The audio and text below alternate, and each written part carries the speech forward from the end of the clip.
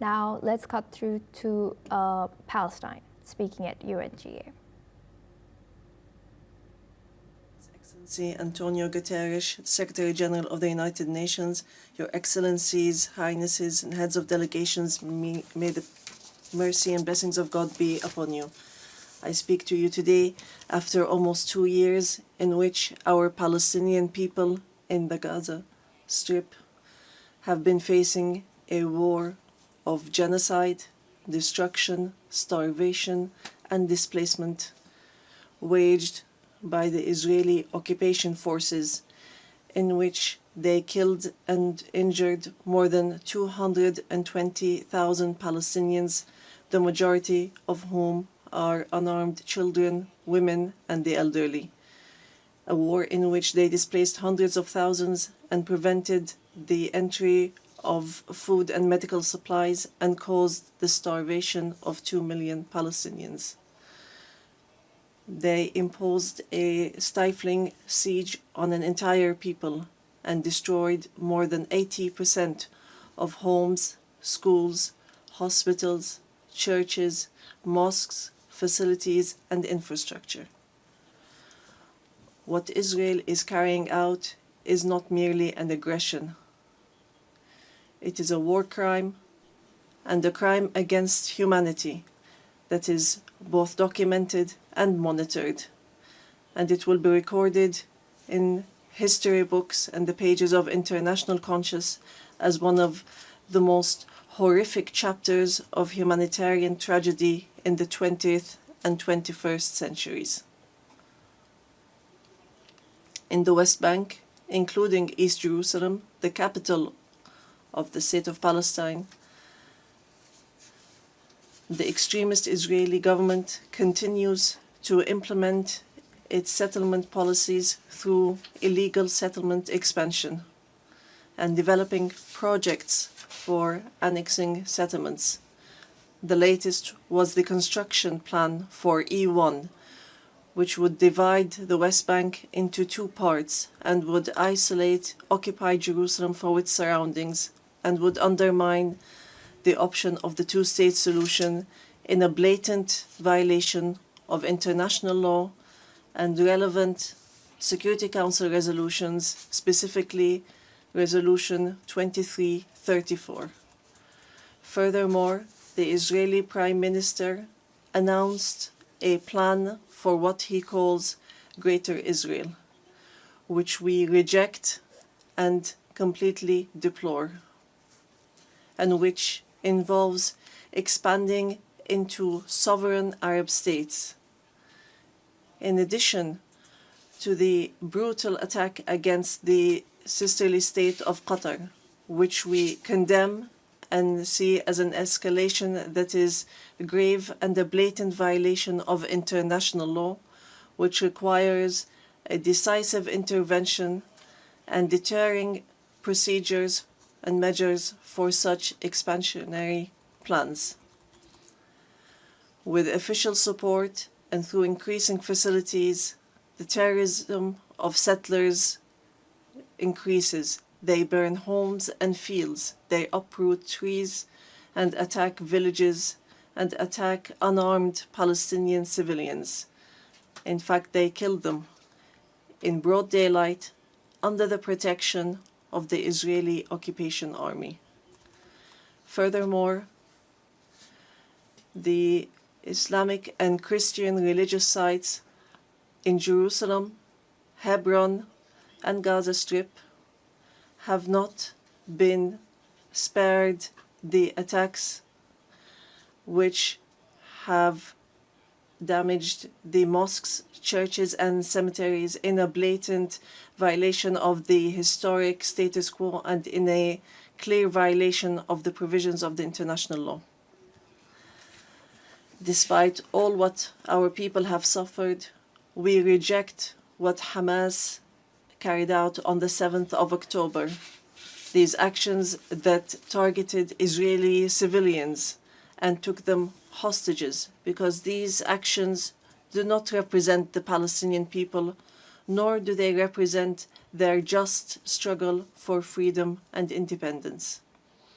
we have affirmed, and we will continue to affirm, that the Gaza Strip is an integral part of the State of Palestine, and that we are ready to bear full responsibility for governance and security there. Hamas will not have a role to play in governance. Hamas and other factions will have to hand over their weapons to the Palestinian National Authority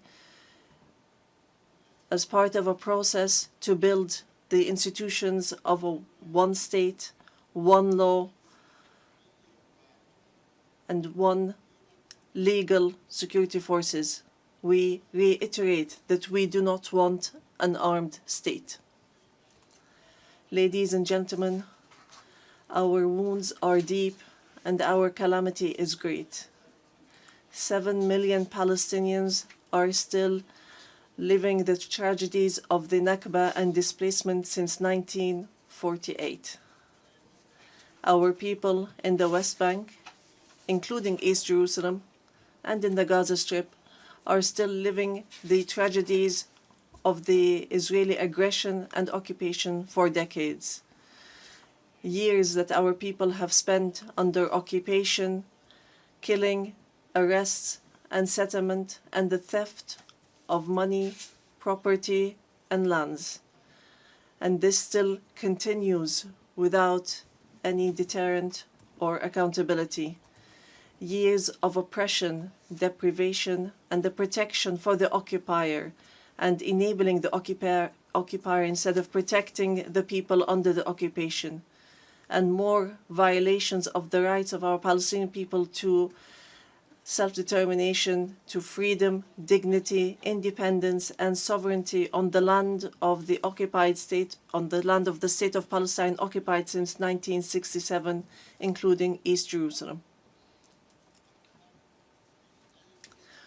More than 1,000 resolutions at the United Nations. Not one of them was implemented. There have been many efforts, many international initiatives without reaching an end to this tragic situation that the Palestinian people are living under the yoke of occupation. In 1993, we signed the Oslo Accords, and we adhered to all its items, and we recognized the State of Israel.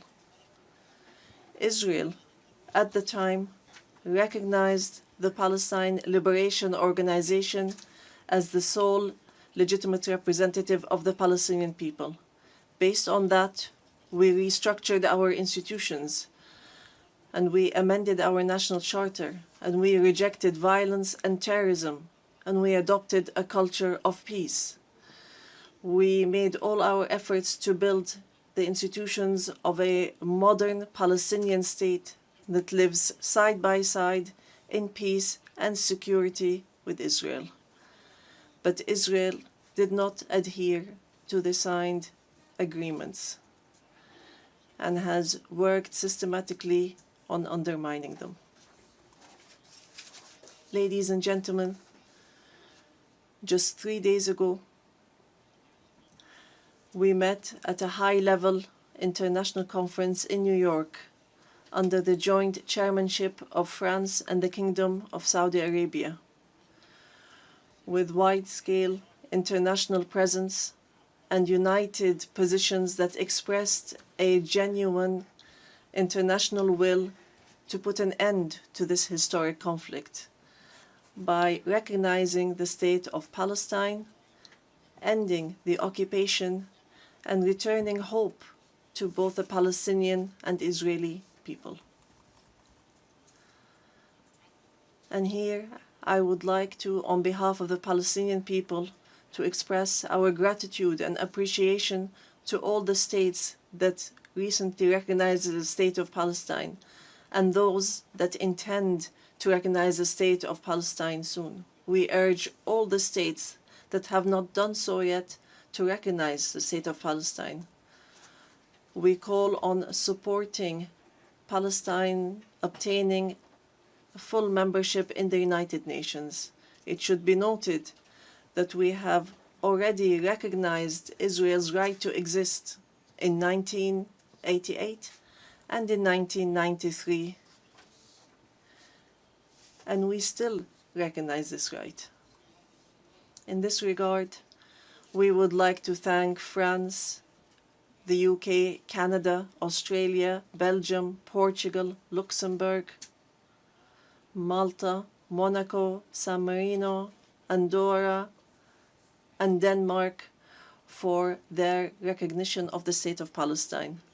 We would like to thank all 149 states which had previously recognized the State of Palestine.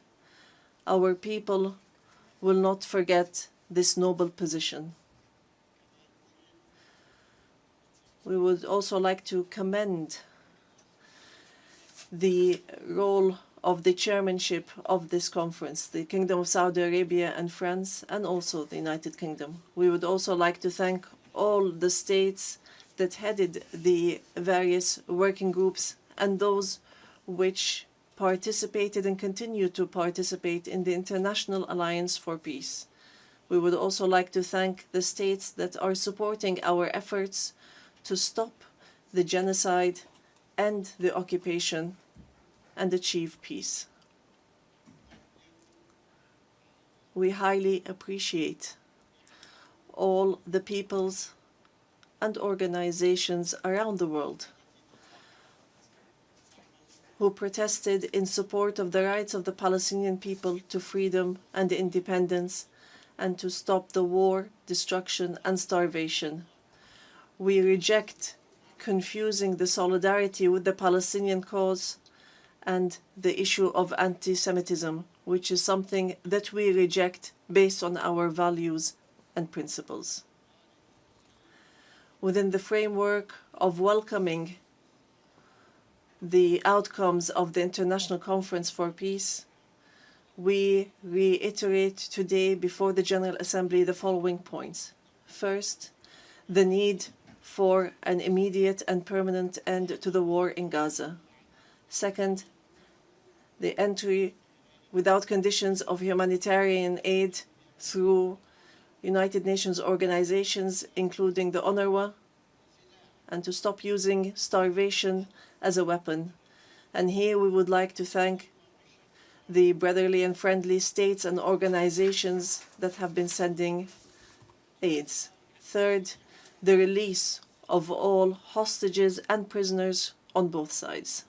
Fourth, the complete withdrawal of the occupation from the Gaza Strip and the rejection of the plans for displacement and putting an end to settlement, the terrorism of settlers, and the theft of Palestinian lands and property under the headline of annexation, and stopping the aggression against the status quo in holy sites. These are all unilateral actions that undermine the two-state solution in Gaza, the West Bank, and Jerusalem. Fifth, the state of Palestine should take their full responsibility, starting with the Administrative Committee for the Gaza Strip, which is chaired by a minister in the Palestinian government, to manage the affairs of the Gaza Strip for a temporary period, and then to connect that with the West Bank, all through Arab and international support and with Arab and international presence to protect civilians in Gaza and support the Palestinian forces under the umbrella of the United Nations rather than being a replacement. Sixth, to guarantee that the residents of the Gaza Strip remain on their lands without displacement, and to implement a recovery and reconstruction plan in both the Gaza Strip and the West Bank. Seventh, releasing the Palestinian tax money that is being held by the State of Israel unjustly, and lifting the economic siege and the barriers from the Palestinian cities, villages, and refugee camps. Eighth, supporting our national efforts towards reform and conducting presidential and parliamentary elections within a year after the end of the war. The practical procedures has begun. A committee has been assigned to draft a temporary constitution, and it will end its work within 3 months, so that we move from authority to state.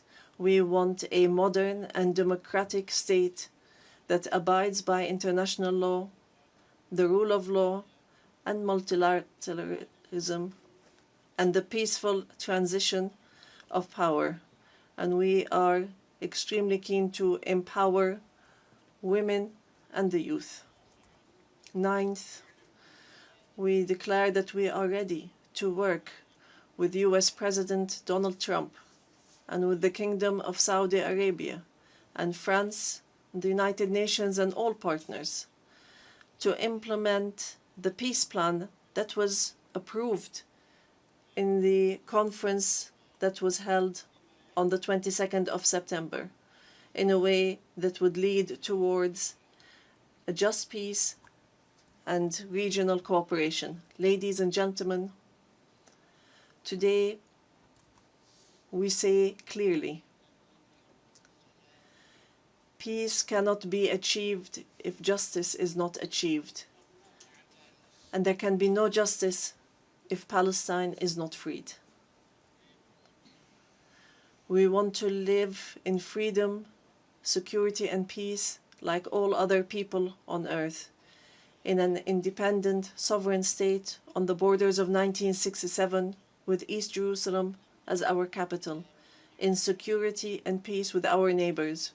We want a modern civilian state that is free of violence, weapons, and extremism, one that respects law, human rights, and invests in people, development, technology, and education, not in wars and conflict.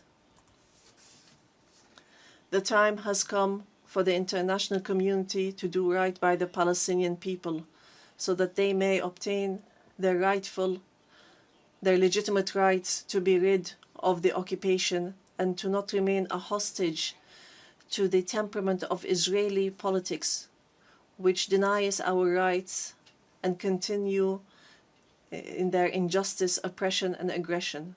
We are continuing to move forward, and we will continue our peaceful, legal, and diplomatic fight to obtain our rights. In conclusion, we say to our sons and daughters in the homeland, in the exile, and in the diaspora, no matter how much our wounds bleed, and no matter how long the suffering lasts, it will not break our will to live and survive. The dawn of freedom will emerge, and the flag of Palestine will fly high in our skies as a symbol of dignity, steadfastness, and being free from the yoke of occupation. Palestine is ours. Jerusalem is the jewel of our heart and our eternal capital. We will not leave our homeland. We will not leave our lands. Our people will remain rooted like the olive trees, firm as the rocks. We will rise from under the rubble to rebuild and to send from our blessed and holy land the messages of hope and the sound of truth and right, and build the bridges of just peace for the people of our region and the entire world. May the peace and mercy and blessings of God be upon you.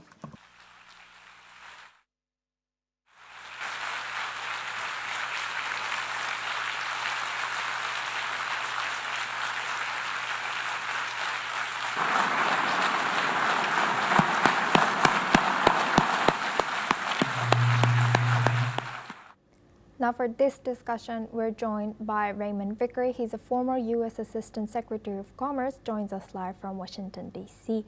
Now thank you very much, Raymond, for joining us. Now with that, we have heard long-awaited Palestine's state heads, Palestine's statements in UNGA considering Israel's lack of cooperation with the United Nations resolutions, do you think that anything can happen now? Do you think that things will change now? Can we be optimistic? Well, thanks very much for having me. It seems to me that this address indicates once again that building peace and prosperity is indivisible, and you can't have wars going on in one place and simply ignore them. They will spread, and the principles of violence as opposed to the rule of law will be the order of the day. That having been said, it seemed to me notable that there was a real absence of talking about the horrible invasion of Israel in 2023, in which some 1,500 people were slaughtered and captives were taken. And I did not hear anything about calling on Hamas to return the hostages and cease its hostilities.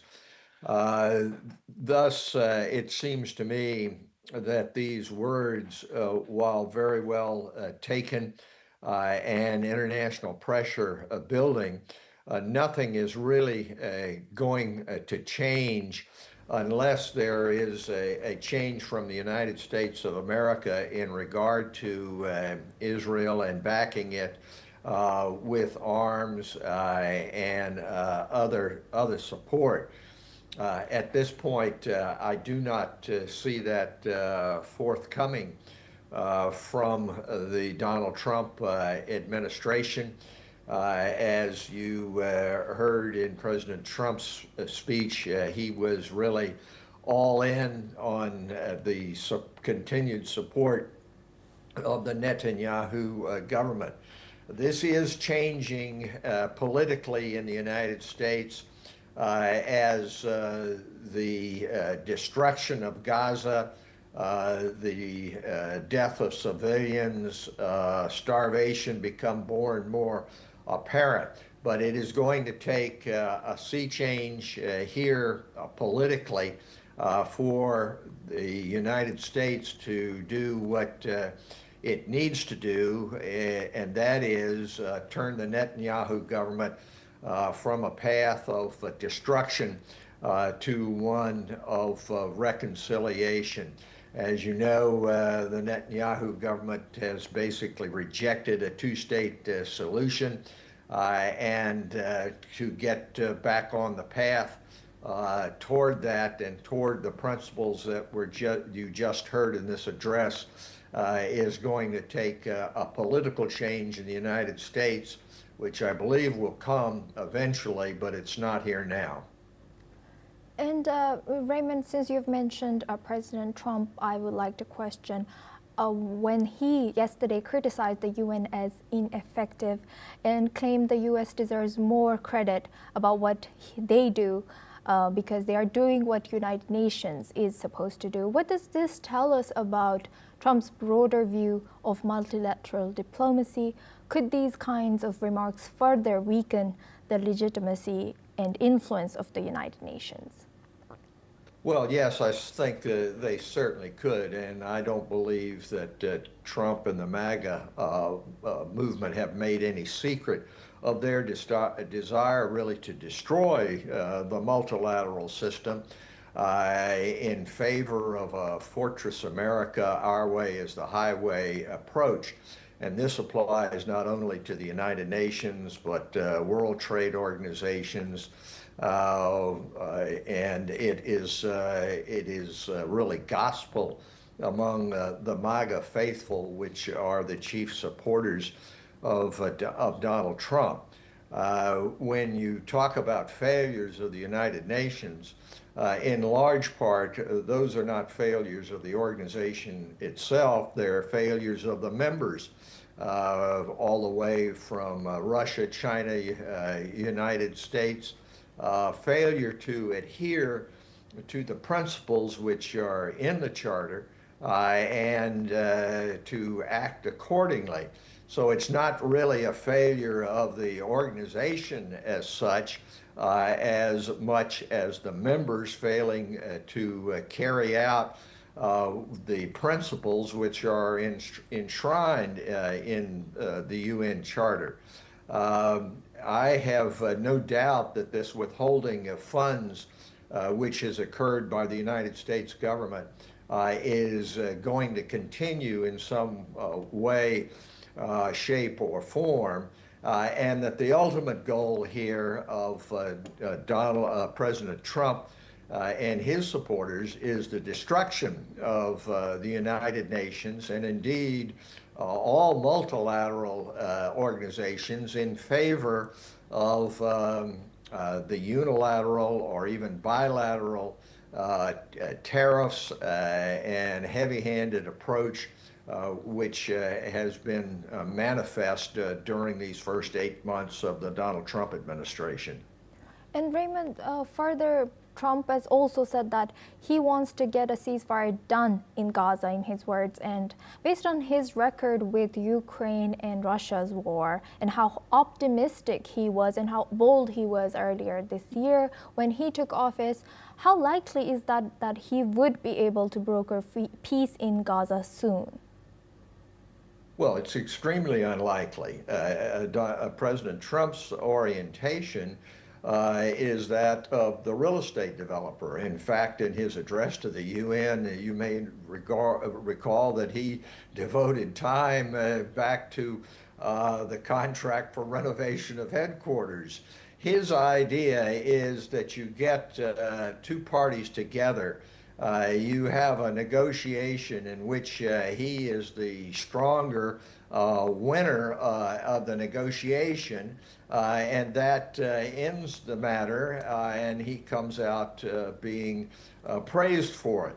That's simply not the way in which international affairs work. It takes a strategy, it takes a partners, and it takes time and effort over a period to be able to resolve matters. So the idea that he expressed first in regard to Ukraine, that on day one it was going to be resolved, and that he demands this and that of Hamas and the Palestinian authorities is a non-starter. It doesn't work that way. It could work that the United States, in concert with other nations, could bring actual pressure, that is, in terms of arms, supplies, and the support of Israel in order to be able to come to some sort of resolution. There is a lot of right on the side of Israel in terms of its ability to exist and be free from terrorist attacks such as occurred in April 2023. But the idea that President Trump is somehow going to, in a bilateral or even unilateral way, impose a peace deal is simply fantasy. And Raymond, now looking at Israel, what are Israel's responsibilities as an occupying force, particularly regarding the protection of Palestinian civilians? Well, of course, under international rules of conflict, civilians are to be protected. And no one can look at the pictures of Gaza and see the kinds of destruction which have gone on there, the kinds of horrific starvation which is occurring, and say that Israel has met its obligations in terms of self-defense.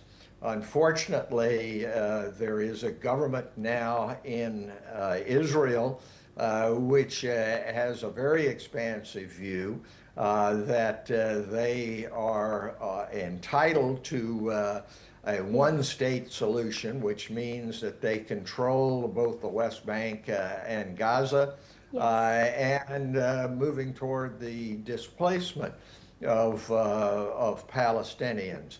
Yes. That is not in accordance with any principle of international law and is going to Yes. take the kinds of pressure that I talked about in order to be able to change it.